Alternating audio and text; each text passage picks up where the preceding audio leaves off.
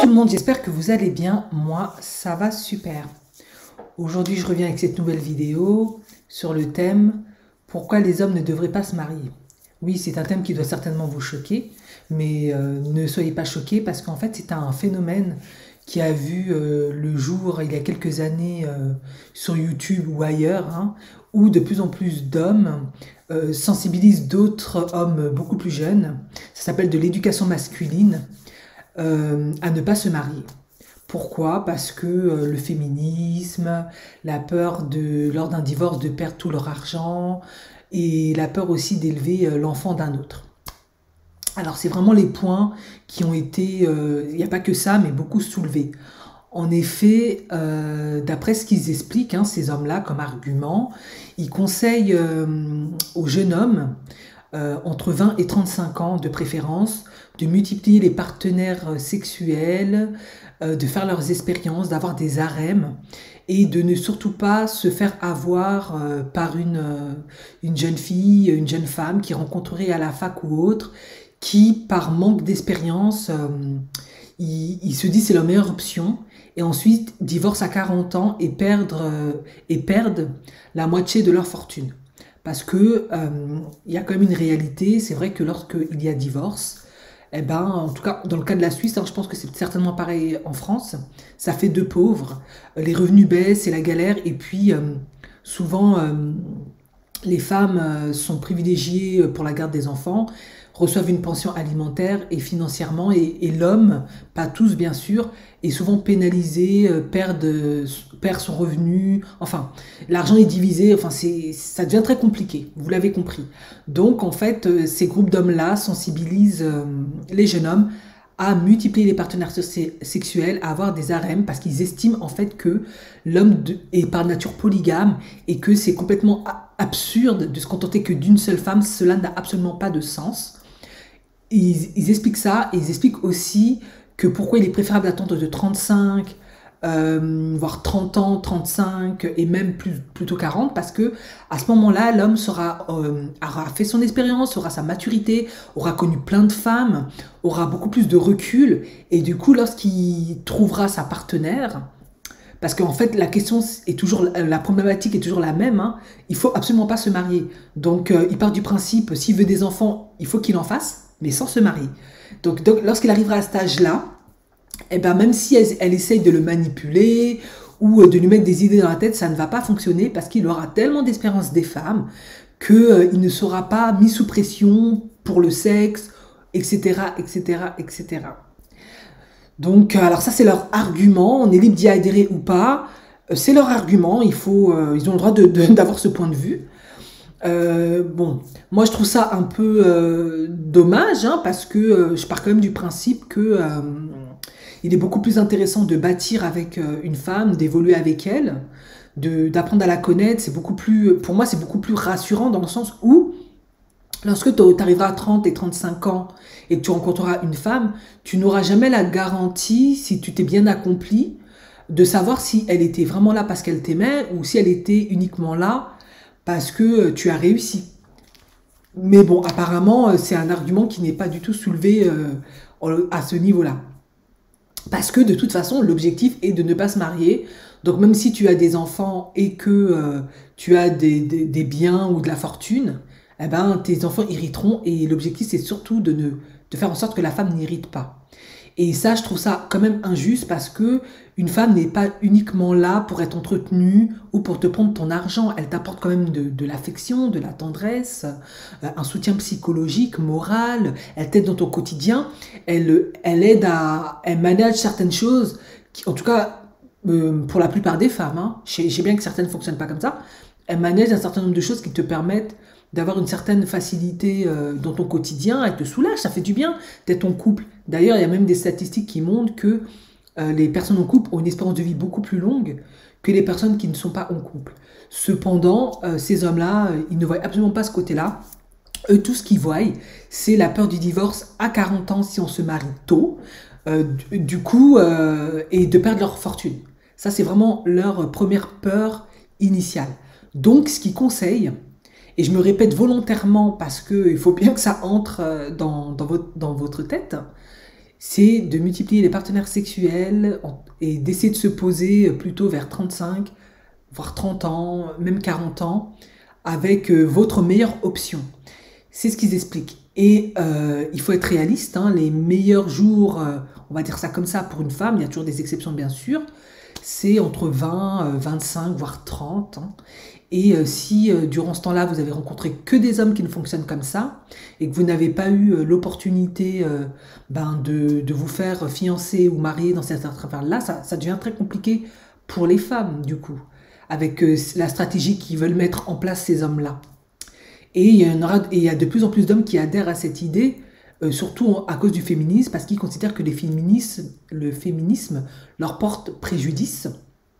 Et du coup, ils essaient de se protéger un maximum. Et comme eux, ils savent qu'ils pourront procréer bien au-delà de 50 ans, et que de toute façon, ils ont tendance à... S'ils ont bien réussi, ils auront beaucoup plus de choix. Eh bien, celles qui seront pénalisées, finalement, c'est nous les femmes. Parce que nous, plus l'âge avance, on perd un certain éclat, pour dire les choses comme ça. La fécondité chute dès l'âge de 30 ans, voire 35 ans, ça commence vraiment à chuter. Donc en fait, nous sommes vraiment pénalisés avec cette stratégie. C'est pour ça que je voulais vous en parler, pour vous alerter si vous n'êtes pas au courant de ce nouveau phénomène qui se met en place. Ensuite, il y a un deuxième point qui est évoqué. Ils disent aussi que il faut absolument pas, alors j'ai bien dit profiter, faire du sexe un maximum, multiplier les partenaires, ne pas mettre les femmes sur un piédestal. Hein. Plus on a de femmes, moins on les met sur un piédestal, plus on les voit de manière objective et moins on se fait avoir. Ne absolument pas se marier pour pas se faire avoir en cas de divorce, etc., etc., etc. Et du coup, forcément, comme la femme, lorsqu'elle va dépasser 40 ans, elle aura perdu son éclat et, comme je l'ai dit, tous ses avantages. En fait, leur stratégie, c'est de vous tenir. Pourquoi? Parce que lorsque vous voudrez divorcer, vous pouvez partir, mais la probabilité que vous vous recasez comme eux aussi facilement, etc., est, est tellement délicate, surtout avec des enfants, parce que beaucoup d'hommes ne veulent pas forcément des femmes avec des enfants, eh bien c'est comme ça qu'ils vous tiennent. Donc en fait, c'est une stratégie inversée pour bien nous avoir en fait. Et ouais. Et le troisième point, et c'est là où j'ai trouvé assez hallucinant dans leur argumentaire, c'est que c'est de toujours faire un test ADN lorsqu'une femme lorsque vous avez un enfant avec une femme. Pourquoi? Parce qu'il y a eu un certain nombre d'études qui ont paru où il était dit qu'un homme sur trois élèverait l'enfant d'un autre. Et en fait, finalement, on s'est rendu compte, j'ai mis un article en dessous, que c'était plutôt 1% des hommes. C'était un enfant sur 100, quelque chose comme ça, plus ou moins. C'était vraiment 1%, c'était très peu. Qu'il fallait pas s'affoler pour autant. Et du coup, cette peur c'est complètement darwinien comme analyse. Cette peur de devoir élever l'enfant d'un autre et d'être considéré comme un homme faible, un idiot, eh bien, est tellement présente qu'il conseille de toujours faire un test ADN. Alors, j'ignore ce qui est arrivé à cet homme hein, qui a mis en place toute cette stratégie, cet argumentaire pour contrer les femmes. Mais visiblement, c'est assez redoutable à mon sens. Parce qu'effectivement, comme vous le savez, pour avoir un homme pourvoyeur et alpha, il faut essayer un maximum de optimiser ses chances entre 20, 25, voire 30 ans. Après, il y a toujours des exceptions après. Et surtout, essayer de ne pas avoir d'enfants dans cet intervalle-là, parce que très peu d'hommes, en tout cas, veulent pourvoir pour l'enfant d'un autre, etc. Après, il y a toujours des exceptions, bien évidemment. Et l'objectif, c'est quand même de se marier, parce que le mariage, en plus de créer une unité familiale et un certain équilibre, ça procure une certaine sécurité pour la femme et pour ses enfants. Cependant, comme eux, ils font une stratégie inversée, ils prennent à contre-pied, le défi devient vraiment de taille pour les femmes du coup. parce que il y a de plus en plus d'hommes qui adhèrent à ces idées-là. Et du coup, si vous vous retrouvez avec des hommes qui multiplient les partenaires sexuels parce qu'ils ont psychologiquement l'idée qu'il ne faut absolument pas s'arrêter sur une, eh bien, vous pouvez continuer comme ça jusqu'à 30-35 ans sans vous vous êtes fait fiancer ou marier, vu que de toute façon l'objectif est de ne pas vous marier, de ne pas vous épouser. Et de deux, si jamais il vous fait des enfants hors mariage, eh bien, vous êtes considéré déjà dès l'instant où vous avez des enfants comme vous êtes rétrogradé pour beaucoup d'hommes et pour ces hommes-là. Donc du coup, vous êtes doublement pénalisé, vous n'êtes pas marié, du coup, vous ne pouvez pas prétendre à quoi que ce soit. Et en plus de ça, vous avez des enfants, donc ça réduit vos chances de trouver un partenaire qui pourra pourvoir de manière efficace, hein. Il y en a bien sûr, il y a toujours des exceptions, je le vois, faut pas s'affoler, hein. Mais statistiquement, voilà. Et en plus, si on doit vous faire un test ADN, là, on est achevé, quoi.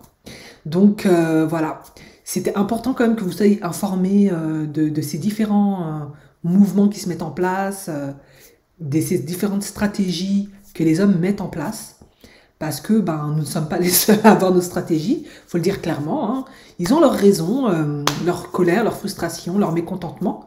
Et il est important de les entendre et d'être alerté par rapport à ça pour pouvoir trouver des meilleurs moyens de convaincre, hein, d'une certaine manière que on ne sera pas ce type de femme-là qui va leur faire des enfants dans le dos, qui va, après qu'il nous ait épousés, demander le divorce à 40 ans, ou ne les voir que comme un porte-monnaie ambulant.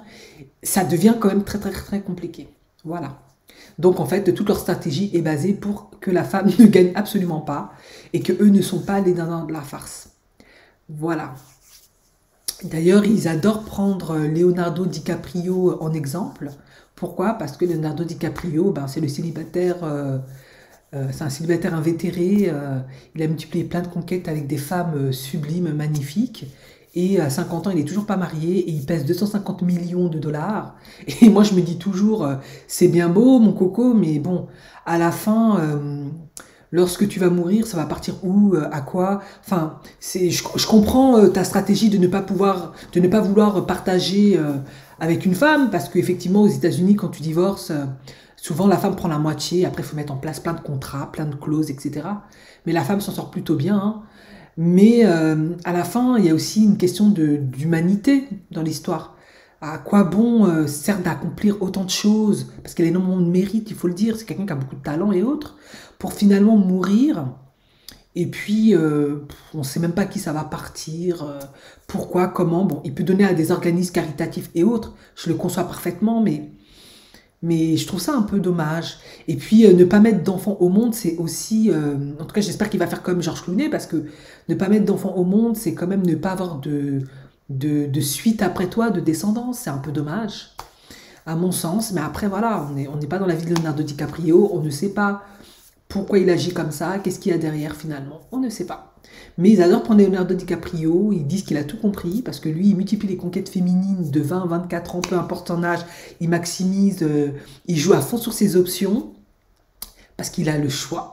Vu qu'il fait partie des 1% du panier à être au sommet, et 80% des femmes aimeraient, si elles pouvaient, parce que tout le monde ne peut pas avoir accès à cet homme, être avec lui, hein. Bon, moi personnellement pas, mais bon, c'est autre chose. Par conséquent, ils le prennent en exemple, ils disent que lui, il a tout compris. Donc voilà, et ils disent aussi que de plus en plus d'hommes en fait ne veulent pas se marier, mais comme c'est un tabou dans la société, c'est très mal vu, eh bien ils trouvent des excuses comme quoi ils sont pas prêts, etc., etc. Mais de plus en plus d'hommes ne veulent pas se marier parce qu'ils ne veulent tout simplement pas se faire avoir, ils ne veulent pas se faire plumer par les femmes. Et moi je trouve important en tant que femme ben, d'être alerté de ça parce que ça va devenir très très très délicat pour beaucoup de femmes parce qu'on n'a pas tous les mêmes potentiels, toutes les mêmes capacités. Et voilà, certaines femmes n'arriveront pas, auront besoin d'un partenaire pour différentes raisons, pour pouvoir subvenir à leurs besoins ou pour pouvoir, où elles ont besoin affectivement ou pour être dans un couple tout simplement. Mais si on commence à traiter les femmes comme de la chair à canon, ça va devenir très compliqué. Voilà. Merci de m'avoir écouté et je vous souhaite une agréable fin de journée. Ciao, ciao.